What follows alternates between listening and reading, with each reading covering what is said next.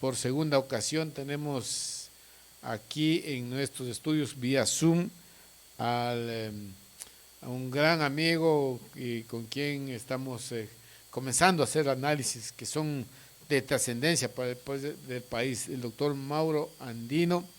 Con él vamos a comenzar este análisis de lo que implica el tema de las vacunas, por un lado, doctor, y también vamos a analizar un poco lo que pasó del debate, a ver cuál es su apreciación sobre el debate. Comencemos, doctor, le damos la cordial bienvenida a nuestro informativo. Muy buenas noches. Nos está escuchando bien, ¿no? Perfectamente, muy buenas noches, Germán. Gracias por la invitación y por supuesto para mí un honor poder compartir junto a ustedes y mucho más al tratarse de una radio de una querida y amada provincia como es Bolívar, tierra de mi madre, que en paz descanse. Así que pues listo y predispuesto para conversar y responder a sus interrogantes. A las órdenes. Bueno, Mauro Andino ha estado de moda estos últimos tiempos. Mauro, nosotros hemos visto que le entrevistan en varios portales. El rey estaba ni hablando claro, estaba con Jimmy Jairala, con quien, bueno, en buena hora, y es que el periodismo del país reconoce primero el conocimiento y sus centrados comentarios y análisis, Mauro. Muchas gracias. Entonces, vamos a comenzar con el tema de las vacunas, que es un tema bastante grave. De última hora se sabe que el presidente de la República reconoció que en definitiva no tenían nada, que todo estaba lanzándose palos de ciego por todo lado, de que ya se sabe que vacunaron a mucha gente, que no debía haberse vacunado, ministros del presidente, su esposa, las esposas de los ministros, algunos chefs llegados al gobierno, periodistas de esa misma línea. Vamos a hacer un análisis de este tema, doctor. Realmente vergonzoso, por decirlo suave. Creo que esto ha sobrepasado todo límite y realmente la humillación, el desprecio con el que ha actuado el régimen en contra del pueblo ecuatoriano no tiene nombre.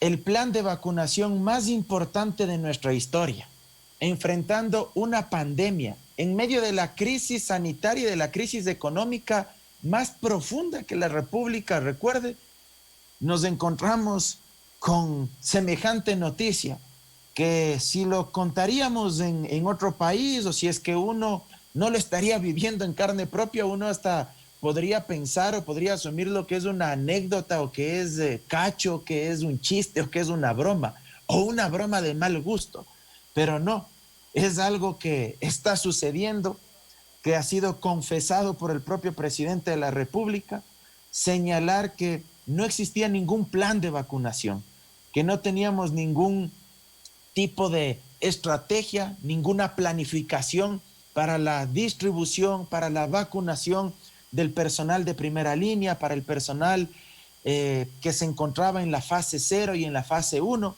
y que todo esto se encontraba únicamente en la cabeza, en la mente de este perverso exministro de Salud, porque hay que decirlo frontalmente, de este doctor Ceballos, que ni corto ni perezoso se largó, digo yo, a Estados Unidos, a Miami, huyendo de su responsabilidad, huyendo de la vindicta pública, porque realmente el papel que jugó ha sido desastroso, ha sido deplorable.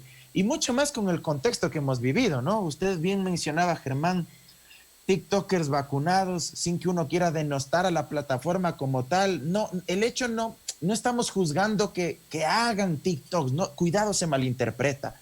No estoy denostando la plataforma como tal. Las redes sociales son muy importantes hoy en día y sirven para un montón de cuestiones, como ahora mismo, que estamos retransmitiendo esta entrevista a través de Facebook y a través de la página de Facebook de la radio, a través de mi cuenta particular, en fin.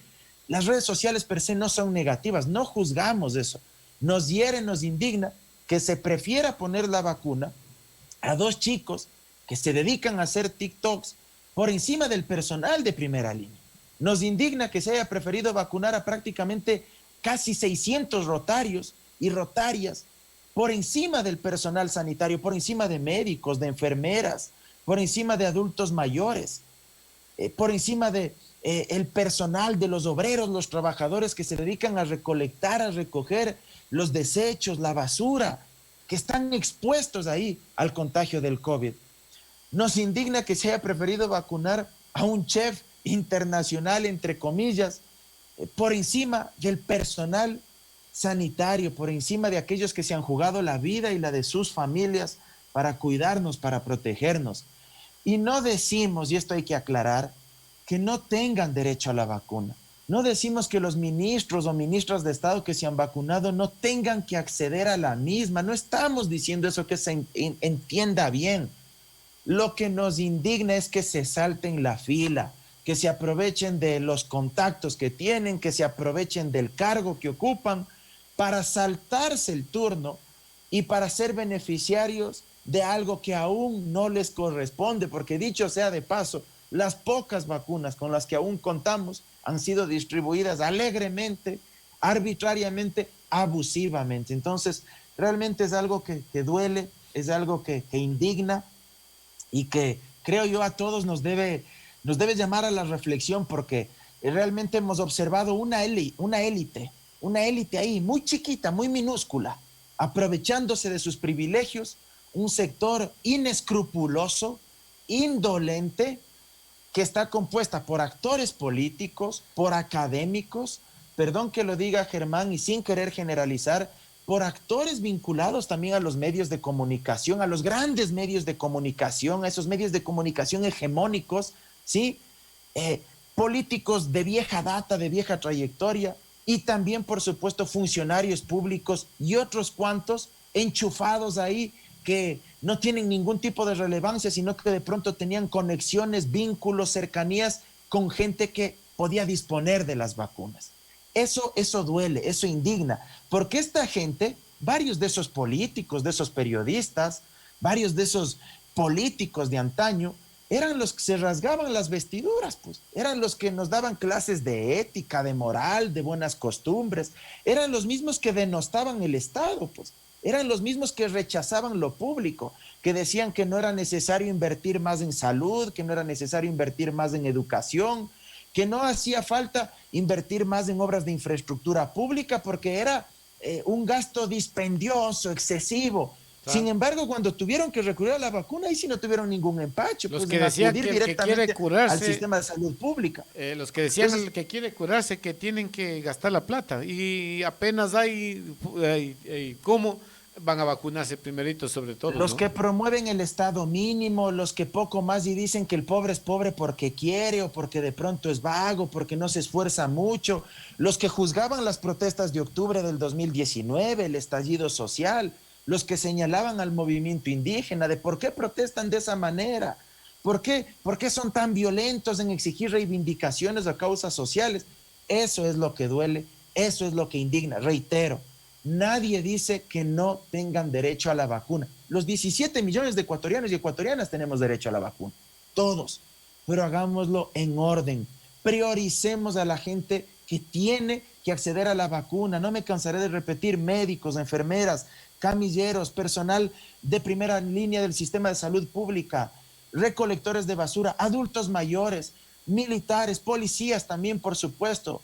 Pero no nos aprovechemos de esta situación que me parece ha reflejado lo peor de ciertos seres humanos y ha alimentado esta dicotomía o esta disputa, esta lucha de clases. Ellos han alimentado, no el pueblo, ojo, porque siempre han dicho es que por ahí están los que alimentan el conflicto, los que agitan el fuego de la lucha de clases. Ellos, con esas prácticas perversas, han trazado una frontera que divide pueblo versus élite. Y ellos, una élite minúscula del 1%, los que están ahí en esa pirámide alta, arriba del privilegio, y el 99% clase media y sobre todo sectores populares, todos los demás a un lado. Ellos han alimentado esa disputa y esa división, esa lucha de clases. Ahora, el tema de lo que está pasando con las vacunas es un tema que por más que el gobierno quiera ocultar, esa es la forma de pensamiento de ellos, ¿no? Entonces, primero nosotros, porque como somos presidentes, como somos ministros, como es el chef nuestro y es famoso,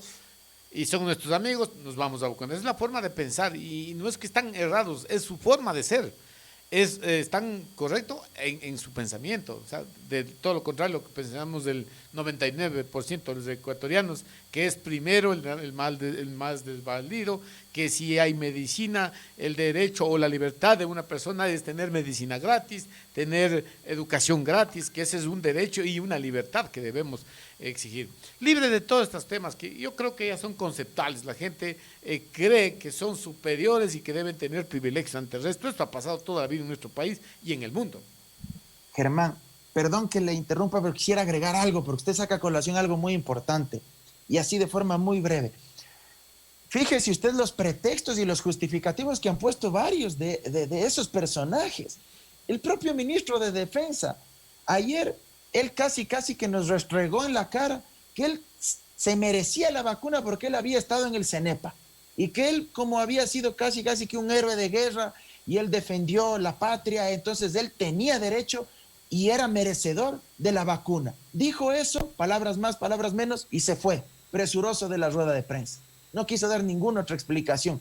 Fíjese usted lo que dijo el abogado de uno de los periodistas vacunados VIP, del señor Rosero de Radio Democracia, EXA. ¿Qué dijo el abogado de él cuando fue a fiscalía porque le convocaron a que rinda su versión por estos hechos? El abogado dijo, muy campante, que había que reconocerle los méritos del señor Rosero porque él había luchado por este país para que recuperemos la democracia y una serie de cuestiones más. O sea, créame, los aires de superioridad moral de esta gente es delirante realmente. O sea, es delirante. ¿Qué dijeron algunos de los rotarios? Que se lo merecían porque ellos hacen labor social, porque ellos habían hecho mucho en el terremoto de Esmeraldas y de Manabí hace algunos años, y que necesitaban estar sanos y buenos, o sea, bien vacunados para poder continuar, seguir haciendo labor social y ayudarnos ahora en medio de la pandemia. Realmente es vergonzoso. Tienen el sentido de la moral y de la ética atrofiado, deformado el sentido de la ética y de la moral. Gente que le gusta la filantropía, ¿no? Porque es buscar a los pobres para denigrarnos y hacerles la caridad. Y eso piensan, y eso está en su cabeza, y ellos creen que eso está bien. Ahora, doctor, la consulta, el problema del millón que yo veo aquí es, bueno, si bien es cierto, ya los VIP, ya se sabe más o menos quién, por qué se hicieron los amigos del gobierno, especialmente, se dice que desde el despacho presidencial se dispuso todas estas vacunaciones. Este gobierno se acabará y deberá haber o encontrarse responsables de lo que pasó, porque si a mí me dicen, oye, ¿quieres ponerte una vacuna? Bueno, gracias, me pongo el que no tiene moral, el que piensa que es superior y el que va a tener derecho porque Germán Jarrín ha defendido las clases populares, necesita una vacuna. Esa gente piensa así. Ahora, fuera de estas personas que por su ego, por su posición de superioridad, según ellos, ante la sociedad, se dejó poner o se accedió a que le pongan la vacuna.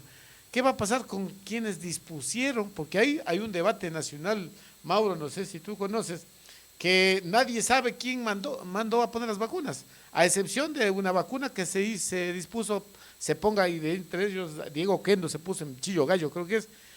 El resto no sabe nada porque todas las órdenes fueron solo verbales. Pero ¿qué va a pasar cuando se encuentre a los responsables de esta atrocidad que se hizo en el país?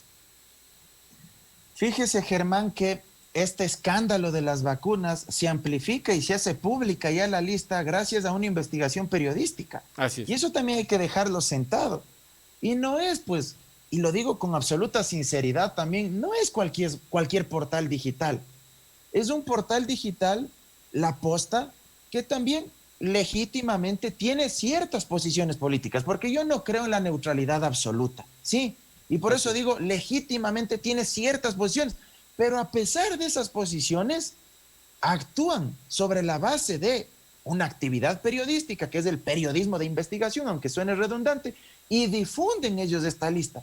No es que esto de pronto ha difundido un actor político, o es una lista que ha sacado tal vez, no sé, Arauz o Yacu Pérez u otro actor político. No.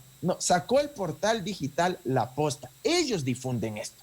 O sea, lo cual me parece a mí, le dota incluso, diría yo, de mayor grado de legitimidad o de neutralidad, si es que uno quiere, a esa lista. Porque si ellos no sacaban la lista, fíjese lo que estaban generando, en lo que habían incurrido. Al régimen al ex ministro de Salud, primero a Ceballos y después al ministro Farfán, que creo que no sé cuánto tiempo duró, creo que semanas, en fin, no 10 sé, días. en el cargo, no les dio la gana de cumplir en un primer momento las sentencias constitucionales que habían dictado, me parece que 3 jueces y juezas, respecto de acciones de acceso a la información pública que habían presentado distintos colectivos jurídicos y organizaciones en materia de derechos humanos. No les dio la gana de cumplir esas sentencias. Incluso el desacato, el incumplimiento de estas sentencias era causal o era objeto para que les presenten una denuncia en la fiscalía por el cometimiento de un delito penal tipificado en el artículo 282 del Código Orgánico Integral Penal, incumplimiento de disposición legítima de autoridad competente. Y también, por supuesto, la destitución del cargo. No les dio la gana. ¿Y qué es lo que estaban haciendo? Cuando Fiscalía, igual hay que decirlo con toda frontalidad, nos vende humo al disque ir a allanar las oficinas del Ministerio de Salud, en fin. Eso fue solo humo. ¿Por qué? Porque lo que querían era que sobre la base de que se había abierto una investigación previa, y cuando usted está en esa etapa investigativa, la investigación es reservada, ¿qué es lo que querían provocar con eso? Que como ya tenían la lista, decir, disculpen, como estamos en una investigación previa y es de carácter reservado, ya tenemos la lista, pero no podemos hacer pública la lista. Vamos a seguir investigando, vamos a seguir recogiendo elementos, indicios que nos permitan tener ciertos vicios, ciertos elementos de convicción que nos permitan identificar si se cometió el delito y quién es el responsable de esos posibles delitos. Pero hasta eso pues ya pasaba un montón de tiempo, ¿verdad?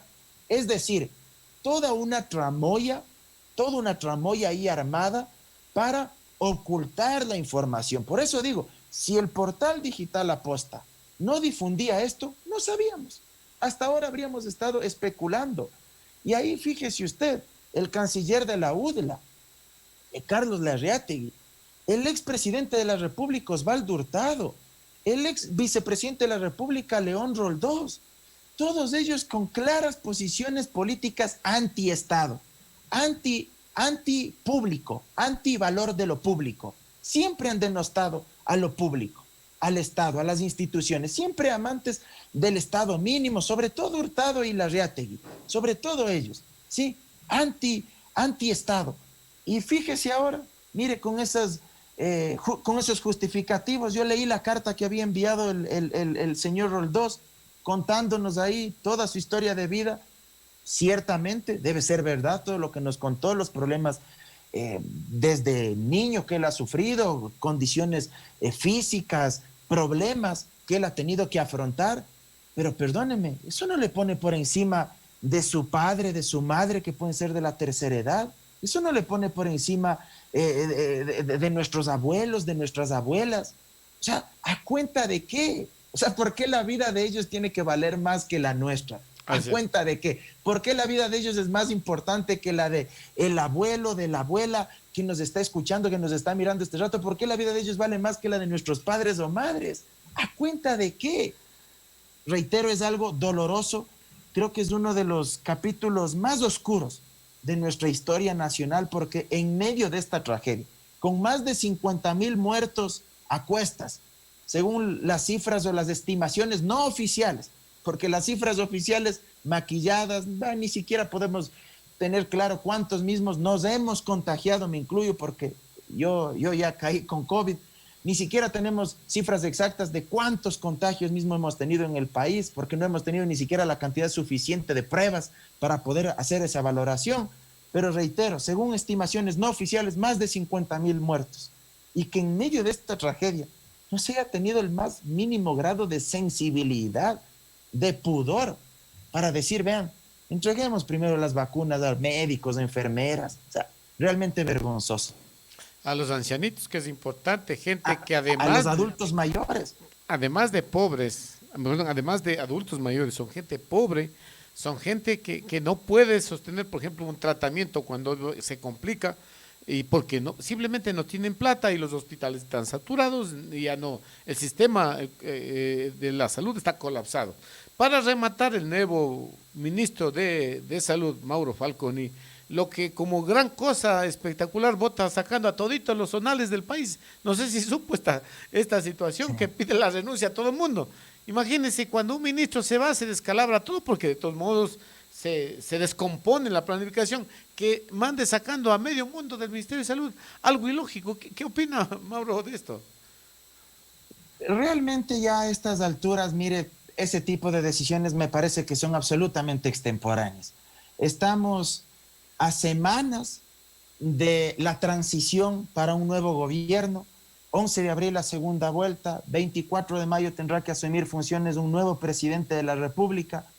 Y a estas alturas intentar dar un cambio de timón a nivel de la estructura desconcentrada del Ministerio de Salud Pública, vea, me parece que es más bien una jugada de tipo político para tratar de, en algo, así sea un poquito, tratar de lavarse la cara del régimen, del gobierno, y tratar también de endosar responsabilidades a quienes no la tienen en la práctica, porque quienes dispusieron, tal como ha demostrado la investigación periodística de La Posta, quienes dispusieron la distribución de las vacunas no fueron pues los mandos medios, ni los coordinadores zonales, ni los directores distritales del Ministerio de Salud, porque era algo tan sagrado o es algo tan anhelado el tema de la vacuna, porque además con una cantidad ínfima que hemos recibido aquí como país, sin duda alguna esto fue dispuesto por los altos mandos, por las altas jerarquías burocráticas del gobierno central, como se ha dicho, presuntamente en la investigación periodística, presuntamente desde el propio despacho de la presidencia, desde el propio despacho de la vicepresidencia. Pero si el señor que le empuja a la silla al presidente de la República, según la investigación periodística, parece que ha sabido disponer, o sea, no solo empujaba la silla, sino que también disponía a quién se inyectaba y a quién no la vacuna. A esos niveles hemos llegado. Lamentable, es lamentable lo que está pasando en el país. Mauro, vamos avanzando, vamos a analizar los dos temas que teníamos en el promo de la radio y de ahí vamos a analizar unos temas con más profundidad que yo creo que es importante analizar. El debate, ¿qué pasó con el debate? ¿Qué opina primero, Mauro, del formato del debate, ¿no? ¿Qué opinión le merece a usted? Nosotros ya hemos hecho nuestra apreciación y vamos a ver si coincidimos con alguien de la experiencia y la trayectoria de Mauro Audino. A ver, Germán, vamos ahí a algo ya que nos quite esta tensión que realmente nos provoca hablar por el tema de las vacunas, porque realmente es indignante. Vamos al tema del debate. A ver, yo creo que en lo esquemático, en lo formal, muy mal diseñado, muy mal estructurado, creo que hay que empezar por ahí. Preguntas excesivamente largas, compuestas, preguntas que incorporaban 3 o 4 temas larguísimas. Vea, uno como televidente, como elector, como ciudadano, hasta escuchar todo el conjunto de la pregunta, uno ya se perdía, porque eran 3 o 4 temas.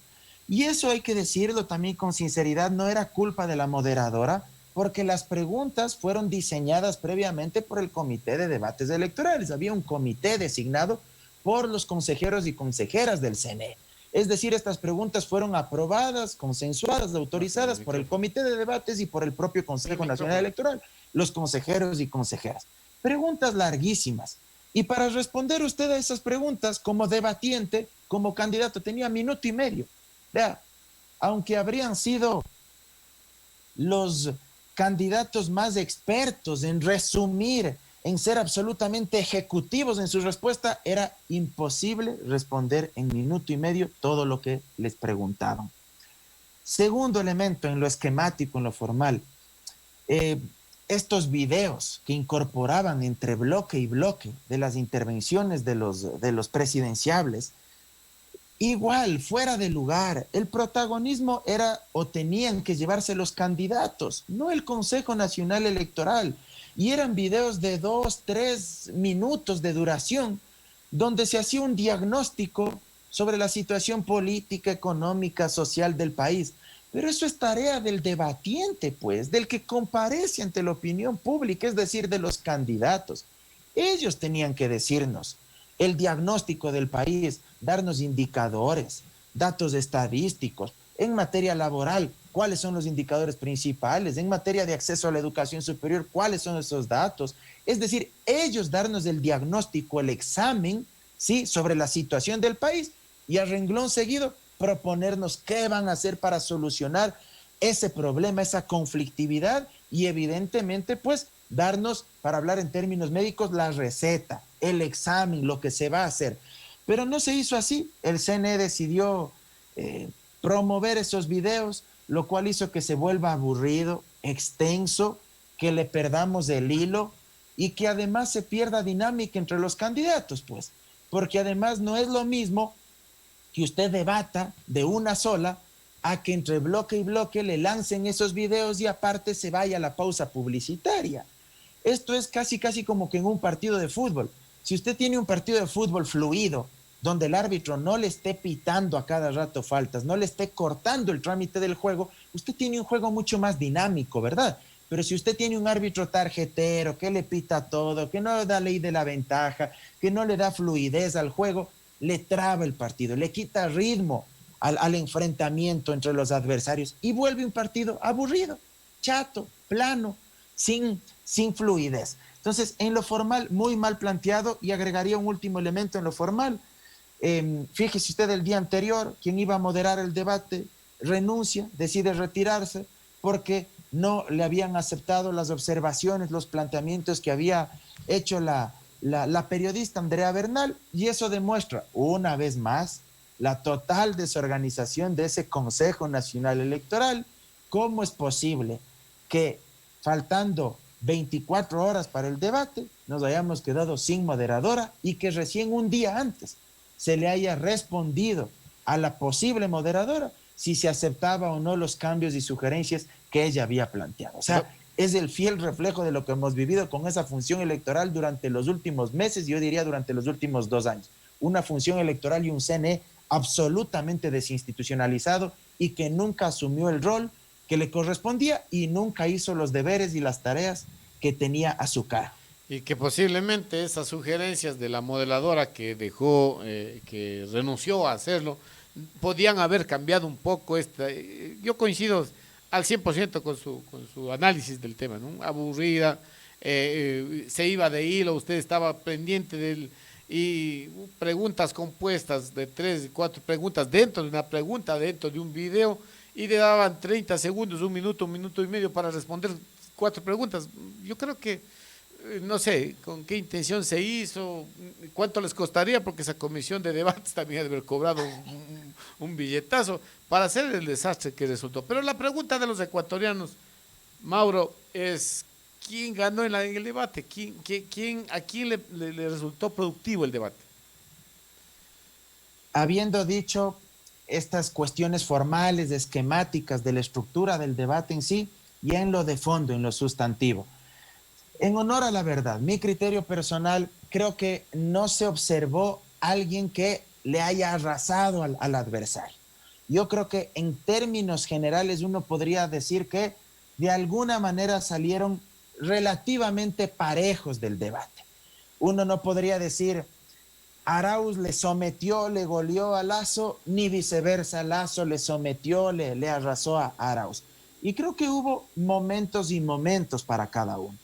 Creo que sin duda alguna, en los primeros tramos del debate, estuvo mejor posicionado y entró mucho más consistente y seguro de sí mismo Arauz.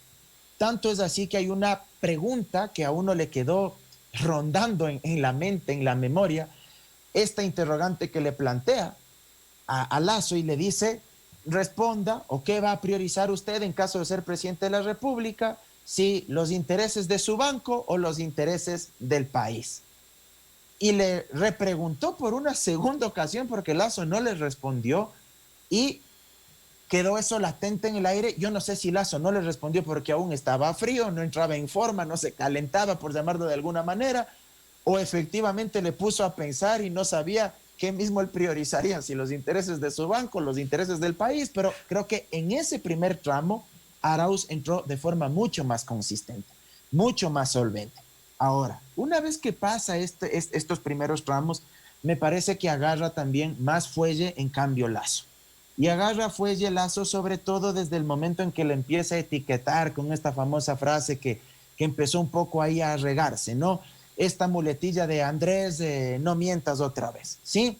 Una muletilla muy propia, hay que decirlo, de las estrategias que diseña Durán Barba. Durán Sí, no hay Barba. que olvidarse que Durán Barba fue el asesor de Macri, de quien fue presidente de Argentina, y era asesor de Macri incluso desde su época en que él era intendente municipal de Buenos Aires. Desde su época que él era alcalde, vendría a ser acá en nuestro diseño institucional. Y de ¿sí? paso que ya no Y tiene problema ni de contagiarse Durán Barba, ¿no? Porque está vacunado, ¿no? a eso quería llegar. Y Durán Barba está dentro de la lista de los vacunados VIP, de los vacunados Gold.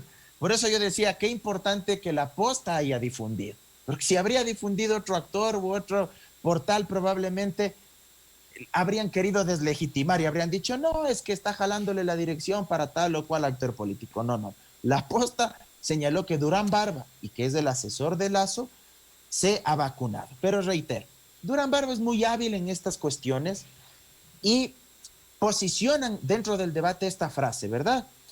Que es una muletilla que me parece a mí sí le dio aire, le dio mayor consistencia al Lazo, porque se le vio ahí a Arauz como que se sintió de alguna manera desconcentrado.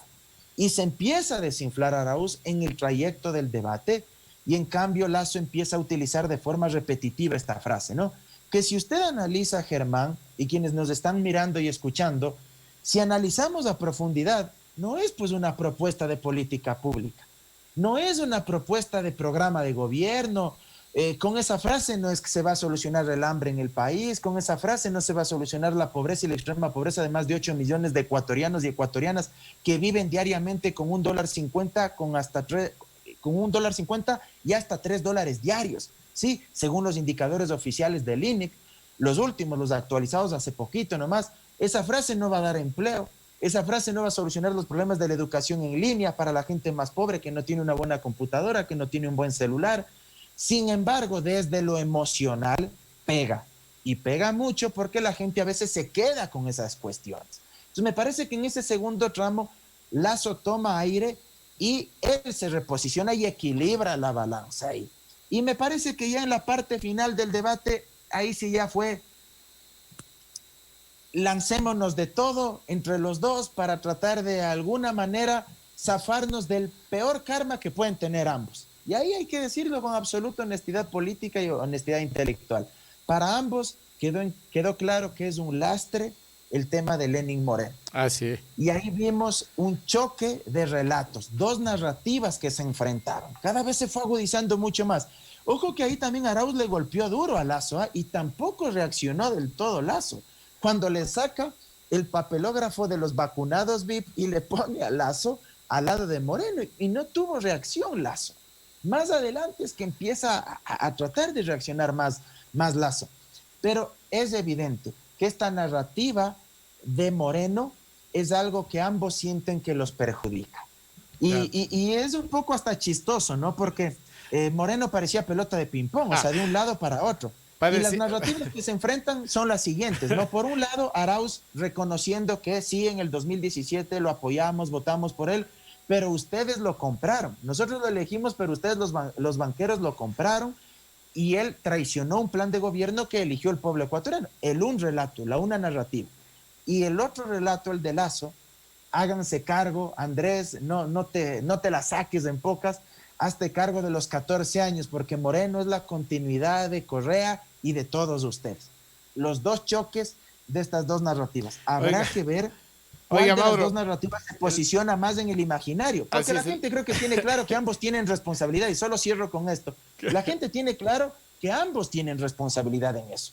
El uno por haberlo apoyado y haberlo candidatizado, haber votado por él, y el otro por haber cogobernado con él, porque negar el cogobierno también, digamos, a estas alturas es algo inaudito, de que Lazo cogobernó con Moreno, ha cogobernado igual que los socialcristianos, eso es indiscutible. Pero hay que ver a quién le endosa un mayor grado de responsabilidad el elector de cara ya al 11 de abril, si al que le apoyó o al que lo cooptó y con el que finalmente termina gobernando. Así es. El presidente Lenín Moreno parecía la papa quemada, ¿no? Que nadie quería y le votaba al otro lado y el otro no El florón, el juego del el- florón, el juego del sí, sí, florón. estaba. Y yo comentaba eso el día de ayer, ¿no? La verdad era que los dos candidatos querían desmarcarse de Lenín y le votaban, no, que tú Absolutamente. esto. Pero bueno, sí, lamentablemente. Eso, pero en el fondo, Mauro, en la parte que nos interesa a los ecuatorianos, ¿qué de nuevo aportó este debate, según su opinión? A ver, creo que en lo técnico Arauz planteó algunas cuestiones interesantes, sobre todo en materia de innovación, de ciencia, de tecnología.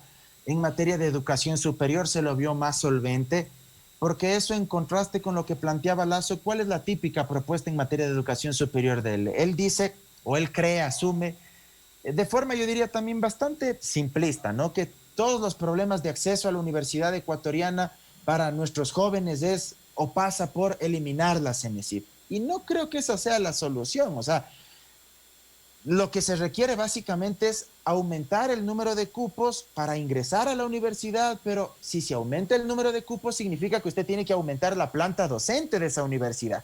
Y significa también que usted va a tener que aumentar la infraestructura de esa universidad. Me refiero a más aulas, a más laboratorios, a más centros informáticos. Y si usted eleva todo eso, significa pues tácitamente que usted va a tener que destinar más recursos y mayor presupuesto desde el Así Estado es. para el sistema de educación No iba superior. mucho con Sí, el o sea, planteamiento que antes tenía Lazo, pues, ¿no? De reducir el Estado, de bajarlo. exacto, entonces ahí uno puede encontrar las contradicciones entre lo que propone el uno y lo que propone el otro, pues porque ¿cómo es posible que el uno diga, sí, libre acceso a la universidad y eliminemos la CENESID, pero no dijo nada cuando se redujo el presupuesto al sistema de educación superior, pues el presupuesto a la Universidad Pública Ecuatoriana, que eso sucedió el año pasado. Entonces, si usted está diciendo que todos ingresen sin examen de ingreso y que se elimine que se elimine la CENESID, entonces también reconozca por qué antes no se quejó por la reducción presupuestaria a la universidad pública. O sea, hay una contradicción. El otro, en cambio, reconoce y dice, hay problemas. Porque no está diciendo, no es que no ha habido problemas. Ciertamente, una de las grandes demandas, una de las grandes reivindicaciones, y que tiene razón la juventud de este país de estar molesta, es que muchos chicos de nuestro país no pudieron acceder a la universidad pública a estudiar la carrera que ellos querían porque no había cupos, por el famoso examen de ingreso. Pero obedece a estas circunstancias, pues. Porque si usted tuvo casi 2 millones de personas que durante 10 años salieron de la pobreza y de la extrema pobreza, significa también que hay cientos de miles de familias ecuatorianas que ya no le mandaban a su chico a trabajar, pues, sino que le mandaban a A estudiar, estudiar, claro. porque sus ingresos mejoraron, pues. Porque cuando usted es pobre, usted no puede darse, entre comillas, pongamos, el lujo de mandarle a estudiar a su hijo, porque tiene que aportar también para la manutención del hogar. Entonces le pide que vaya a trabajar, ya sea en el campo, en el sector rural o como obrero a través de su mano de obra en el sector urbano. Pero si usted ya tiene ingresos, usted dice, no, yo prefiero que ahora tú vayas a estudiar, porque si yo no pude obtener un título profesional, yo quiero que tú logres estudiar, llegues a la universidad y tengas lo que de pronto yo no pude porque no tuve las oportunidades que aspiraría. Pero si eso sucede, automáticamente, ¿qué pasa? Que aumenta la demanda, pues, porque hay más chicos que ahora quieren llegar a la universidad. Y si aumenta la demanda y no tiene la cantidad suficiente de profesores, la cantidad suficiente de aulas, de laboratorios, sin duda alguna eso colapsa. Entonces, la solución pasa por otras cuestiones que son de tipo estructural, darle más presupuesto a la Universidad Ecuatoriana. Entonces, me parece que por ahí Arauz sí sacó ventaja, sobre todo cuando habló del tema de educación, de ciencia, de tecnología. Creo evidentemente también, para que no piensen que le estoy cargando la mano solo a Lazo, creo que él en cambio sí le golpeó a Arauz cuando mencionó este tema de derechos humanos, respeto a las libertades, división de poderes. Creo que ahí Arauz pudo haber sido más consistente, pudo haber sido más enérgico, cuando incluso Lazo le menciona estas cuestiones de lo de Lourdes Tibán, de lo del general Gabela. Creo que ahí Arauz pudo haber respondido de mejor manera, no lo hizo. Incluso creo que pudo haber reconocido errores que se cometieron durante el gobierno pasado y decirle que no le puede endosar a él porque él no fue el presidente de la República. Me explico, o sea, un poco desmarcarse también de esas cuestiones. Creo que le faltó ahí firmeza. Y Lazo creo que le hincó ahí también en esta cuestión y de alguna manera posicionó ahí algunas cuestiones. Pero en términos generales, lo que quisiera decir es, el debate me parece que no termina por definir la elección del 11 de abril. Así es. No define la elección del 11 de abril. Yo creo que la gente más bien, si hubo un porcentaje que vimos todo el debate, habremos sido un porcentaje mínimo. Yo creo que del porcentaje total que empezamos viendo el debate, habrá una gran parte que no terminaron viendo el debate porque se aburrieron, porque ya no les gustó, en fin. Y creo que hay otras cuestiones que van a influir ya de cara al 11 de abril para dar el voto por una de estas dos opciones políticas. Hay que ver igual a dónde migra el electorado de Hervas, a dónde migra el electorado de Pérez. Creo que son dos electorados distintos. No es lo mismo el electorado de Hervas que el electorado de Pérez. Por ejemplo, el electorado de Hervas me parece que es un electorado mucho más de clase media y media alta, sin descuidar sectores jóvenes que votaron por él, sí, pero sobre todo de clase media, media alta. En cambio, el electorado de Yacu probablemente esté más anclado en sectores que reivindican el ecologismo, pero que están también anclados en estratos más populares, urbano marginales, la ruralidad, campesinos, indígenas. Entonces, hay que segmentar eso y analizar a dónde migrarían a ambos electorados. Hablando de Hervas, hoy en la tarde salió una noticia y comenzó a difundirse en redes sociales que Hervas ya dio su apoyo a Lasso. Sin embargo, el partido Izquierda Democrática lo desconoció o lo, no sé, ¿qué pasó ahí? Usted que está al tanto con ese tema. A ver, me parece en lo personal, lo digo con mucho respeto para el candidato Hervas y para el electorado que confió en él, un 15%, muy importante a nivel nacional, muy respetable. Así es. Yo creo que él hizo una muy buena campaña, la izquierda democrática, de hecho, como estructura, porque no hay que olvidarse que es un partido político con mucha tradición, es un partido histórico de este país. Y lo digo abiertamente también, en su momento fue el partido mejor estructurado a nivel nacional, Así ¿sí? es. Y con muchos méritos, ¿sí? No hay que olvidarse que fue el partido político que de una o de otra manera también plantó ciertas dicotomías en la década de los 80 con el doctor Borja contra Febres Cordero, y una cuestión ideológica clara en esa época, que con el paso del tiempo de pronto haya sufrido modificaciones, cambios, es probable, es materia de otro análisis, pero hay que reconocer esos méritos y esa trayectoria histórica. Creo que como partido hicieron una muy buena campaña, pero creo que Hervas, él como persona, comete un error al hacer un pronunciamiento público de que se decanta por una opción en concreto. Yo creo que ahí, de alguna manera, dilapida su capital político. No digo que todo, pero sí su capital político, porque ¿cuál era uno de los méritos de Hervas como candidato? Que él logró salirse o romper esa dicotomía correísmo versus anticorreísmo, porque él apareció como un candidato mucho más conciliador, del consenso, un candidato más del centro, ¿verdad? Es decir, alguien que rompía con ese enfrentamiento, con esa polarización. Y apareció también como un candidato que encarnó lo nuevo, porque sin duda es alguien que no había hecho política. Y encarnó lo nuevo también por estas prácticas de campaña que fueron muy discutidas y que algunos la valoraron muchísimo, que es este tema de las redes sociales y el tema del TikTok y todo lo demás. Que yo no creo que se haya algo nuevo que se venía eso. para el país, ¿no? Correcto. Sí. Pero fue una de las cuestiones que él se atrevió a implantar, o sea, corrió el riesgo. Y de una y de otra manera también le resultó, ¿sí? Porque fue disruptivo en eso, ¿sí? Entonces él apareció como el candidato de lo nuevo, de lo distinto, de lo diferente, que salía por fuera de ese molde correísmo versus anticorreísmo. Entonces me parece que para él y para la izquierda democrática, lo mejor era mantenerse al margen de esta disputa de los dos finalistas, para precautelar y para cuidar ese capital político que aglutinaron, ese 15% del electorado, y por supuesto, esos, ayúdenme, se me va este rato el número de asambleístas que sacaron. Me parece 20, que 18 entre asambleístas 18 y 20, tienen, sí. 18. entre 18 y 20 legisladores, ese bloque de legisladores, cuidar ese capital político. Pero cuando él sale, ya cometió un error cuando recién pasó la primera vuelta, al etiquetar al correísmo y caer en ese discurso justamente de la extrema derecha, o sea, claro, de etiquetar al correísmo que... meterse en la pelea en la cual él no estuvo en la primera vuelta. Exacto. Y que le capitalizó votos, ¿no? Y ahí como que se frenó, recularon, la estructura de la idea como que le llamó a la calma de forma muy sutil, muy inteligente. Pasan estas semanas, pasa el debate y ahora sale y dice, voy a votar por Lasso. Me parece que además comete un error desde lo ideológico, porque la socialdemocracia, tal vez los sectores más duros de la izquierda, los más rojos, por llamarlo de alguna manera, dirán es que la izquierda democrática no es todo lo izquierda que nosotros queremos, dirán los sectores más Es rojos, medio como que más de tendiendo a izquierda la de este derecha. país.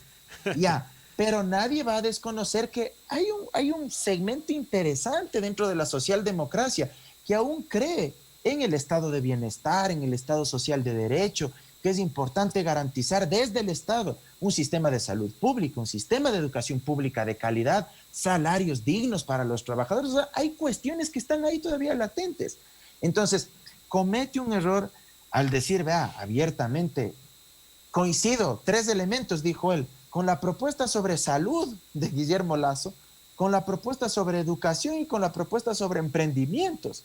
Probablemente los nudos más críticos que desde los sectores del centro hacia la izquierda le pueden cuestionar a la derecha, porque en materia de emprendimientos lo que siempre ha planteado el neoliberalismo en este país es precarizar la jornada laboral, disminuir los salarios, como ya se lo hizo con esa famosa ley de apoyo humanitario, que de humanitaria no tiene nada, porque se redujeron los sueldos del salario básico de $400 a un salario de $220 y una jornada laboral que sea distribuida durante 6 de los 7 días de la semana y que usted no tenga derecho como trabajadora a que le reconozcan el pago de horas extras suplementarias. Es decir, esas cuestiones son las que ponen en riesgo Herbas. Creo que comete un error y claro, a la interna de la ID le genera un cisma, quiera o no. Porque él recién se afilia el fin de semana pasado, pues hace 5 días se afilia, el sábado pasado. Y 5 días después sale y dice eso, me parece que genera un cisma. Pero en la práctica, y cierro con esto, a mí no me sorprende del todo la posición de Herbas. Porque de él, no estoy diciendo de la izquierda democrática, sino de él como Javier Herbas. Porque si usted analiza el perfil de él, finalmente es alguien que proviene de los sectores empresariales de este país. Y no estoy estigmatizando, ojo, no estoy diciendo que eso sea malo, que eso sea perverso, no. Pero sin duda, digamos, ese contexto en el que él se mueve le hace mucho más proclive a que sea cercano a las propuestas de Lasso. Lo que es cuestionable es que si ya se afilia, es porque él está consciente de que debe someterse a una estructura partidaria. A una disciplina partidista. Porque si yo no quiero someterme a los estatutos de ese partido o al régimen orgánico, solo dejo que me auspicie. Simplemente no me afilio, pues. No me afilio o no me adhiero. Formalmente no saco mi carnet. Les digo, vean, chévere, me auspiciaron, me patrocinaron la candidatura, pero hasta ahí nomás. Yo quiero seguir actuando como independiente y como independiente me voy a pronunciar. Pero no me afilio y 4 días después salgo y desautorizo prácticamente a la decisión formal de mi estructura partidaria. Entonces creo que, digamos, eso es lo que yo sí cuestiono de él, no del partido. Porque ya la izquierda democrática tomó correctivos, ¿no? Ya se dio, hoy en la tarde le dijo, a ver, señor Herbas, aquí está estate quieto. Ahora, rapidito, doctor Mauro, rapidito, porque tenemos apenas 3 minutos. La posición de Pachacuti que dice, a ver, señores, yo creo que para mí es la más inteligente que deben haber tomado. Ni Chana ni Juana, ya que se maten entre ellos, nosotros votamos nulo. Eso tiene miras a unas próximas elecciones presidenciales. Mauro. Usted lo ha dicho, Germán, exactamente, digamos, desde el juego de la política y bien entendida, no bien concebida. Así es. Que se comprenda bien lo que quiero decir. Desde una perspectiva política es inteligente igual lo que hacen ellos. ¿Por qué? Porque lo que ellos dicen es, ¿por qué hemos de comprometer nuestro capital político que con tanto esfuerzo lo hemos acumulado durante este proceso para darle a una de las dos opciones políticas? Cuando además vivimos en un contexto de tanta desinstitucionalización y tanto descrédito de la clase política como tal. Ahora, lo que sí hay que decir también es que no solo en el caso de Pachacuti, sino también en el caso de Herbas como persona, no creo yo que las decisiones que emanan de estos actores políticos sean absolutamente endosables y transferibles a sus electores, porque vivimos en sociedades muy, muy complejas. Antes teníamos sociedades más homogéneas, donde incluso a nivel familia, vea, como familia nos reuníamos de pronto y decíamos vamos a votar todos por tal o cual candidato o candidata. Ahora no. dentro de los propios núcleos familiares hay heterogeneidad, hay dispersión de reivindicaciones, de causas, de intereses que son legítimos. ¿Va? En la sociedad hay una multiplicidad de intereses. Todos tenemos reivindicaciones, causas, luchas que nos mueven, que nos identifican. Entonces yo no creo que por más que Yacu Pérez haya dicho se vota nulo con Pachacuti y la CONAIE, por más que Herbas digan vótese por Lazo, sus electores van a ser un conjunto de autómatas, decía yo en otras entrevistas, un conjunto de robots que les programaron sus líderes y van solitos a hacer caso a lo que les han dicho. No, yo creo que de cara al 11 de abril terminará dispersándose igual esa votación sobre la base de distintos afectos o desafectos en relación a los dos finalistas.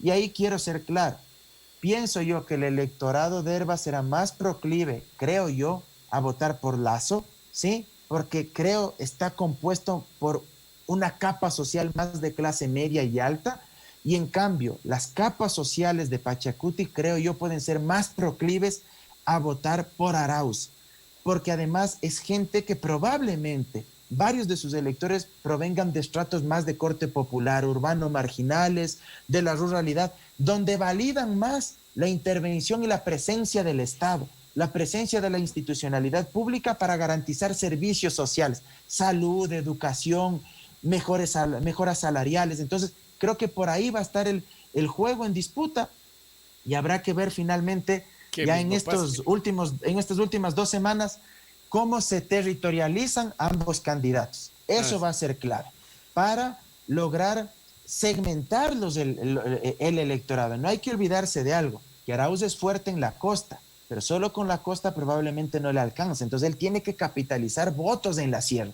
Y en cambio Lazo, que solo ganó en 2 provincias del país de las 24, ¿sí? Y eso es también paradójico, ganando solo en 2 provincias, pasa a la segunda vuelta, él probablemente se haga más fuerte en la sierra.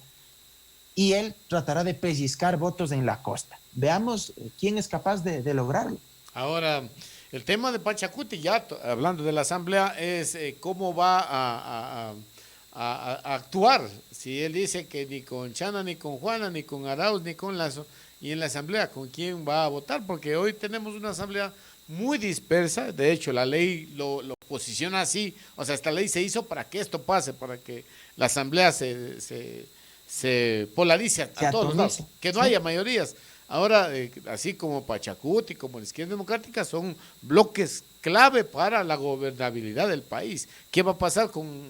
Básicamente, yo creo que Izquierda Democrática tomará una posición un poco menos partidaria, y habrá actores particulares, gente que ha sido Izquierda Democrática históricamente, y que, claro, yo tengo mi pensamiento, yo hago esto por tal ley, por Pedro Pachacuti. ¿Cómo actuará en ese tema finalmente, Mauro?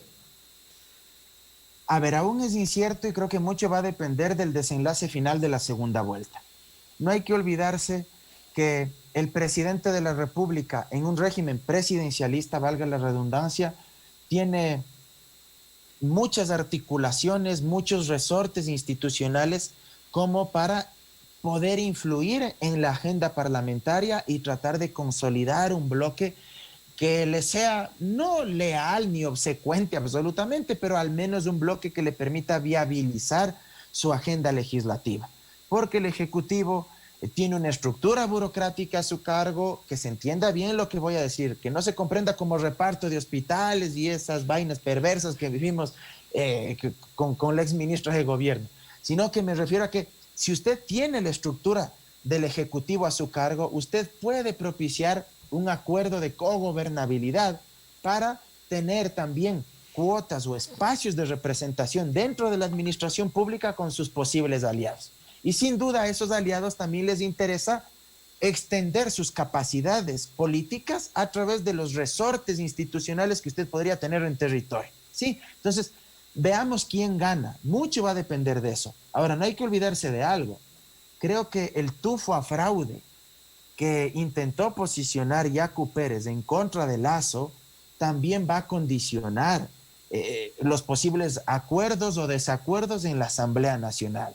Porque finalmente el electorado de Pachacuti, este momento a quien le culpa de ser el responsable de que no haya pasado su candidato a la segunda vuelta es a Lasso. Así es. Y no estoy diciendo que haya tenido razón Yacu Pérez, porque yo mismo en otros espacios he dicho que en derecho no logró probar, siendo honestos, jurídicamente hablando.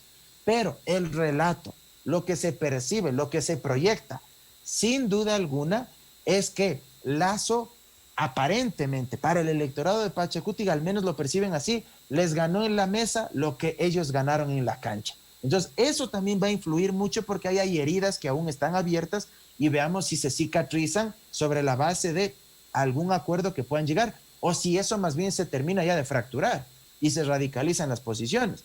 No hay que olvidarse que Salvador Quispe me parece que ya dijo públicamente que él también aspira a la presidencia de la Asamblea. Así es. Entonces, veamos qué ocurre y cómo se decanta este juego político una vez que se consume ya la segunda vuelta electoral. Así es, doctor, yo le quiero agradecer por darnos de este tiempo. Yo creo que su análisis, hemos recibido muchos mensajes de gente que visibiliza ya estas alternativas con el conocimiento que usted tiene. Muchas gracias. Estaremos conversando, yo creo que un poco de cultura política nos hace falta a los bolivarenses y le comento que nuestra página está muy bien, está con gente que ha permanecido desde que comenzó la entrevista, una hora casi a la expectativa, y hablemos de los miles y miles de oyentes que nos sintonizan en toda la provincia, Los Ríos, en Guayas, en Manabí, El Oro y aquí en la provincia de Bolívar. Así que, doctor, unas cortitas palabras le dejo en su mensaje final y ojalá nos podamos volver a encontrar antes de las elecciones para poder analizar las cosas que van sucediendo con tanta dinámica que hoy pasan de todo. Esto está pasando todo. Doctor.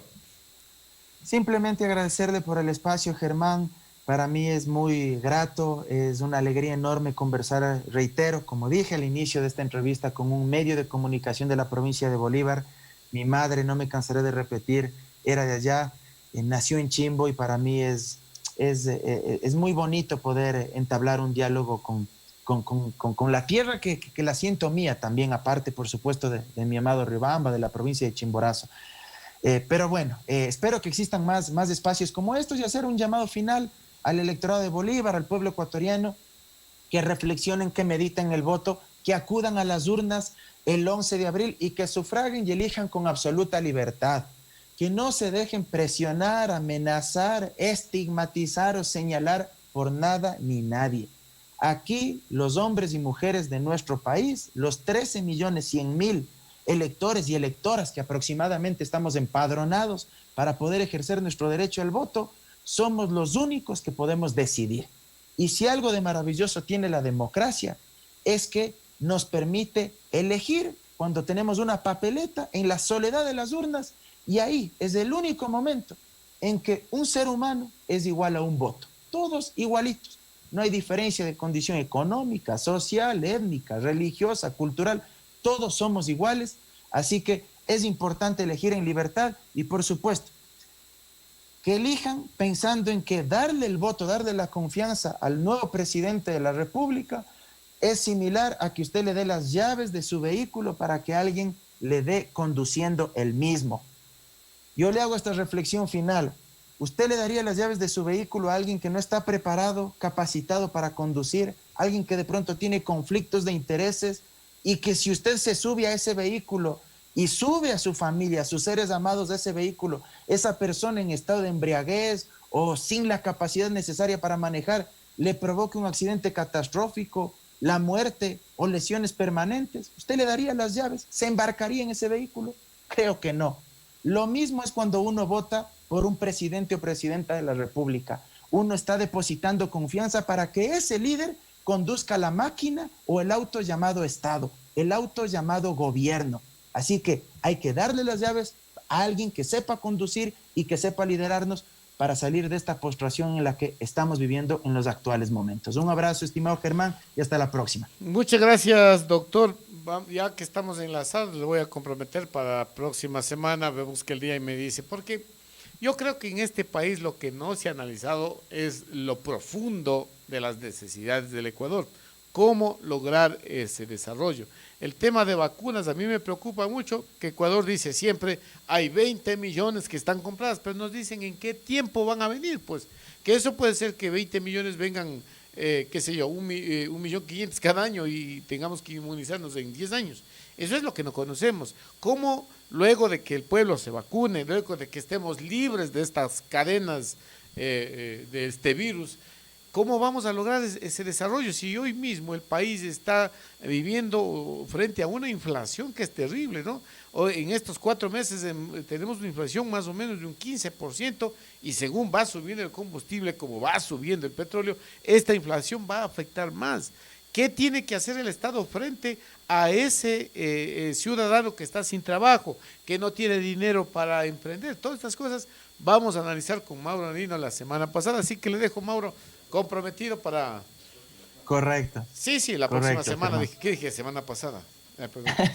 Un lapsus Un lapsus, sí. Muy bien, Mauro, muchas gracias. Muchas gracias, Germán. Un gusto y a las órdenes siempre. Un abrazo. Ok, muchas gracias, Mauro Andino. Un gran análisis que ha tenido.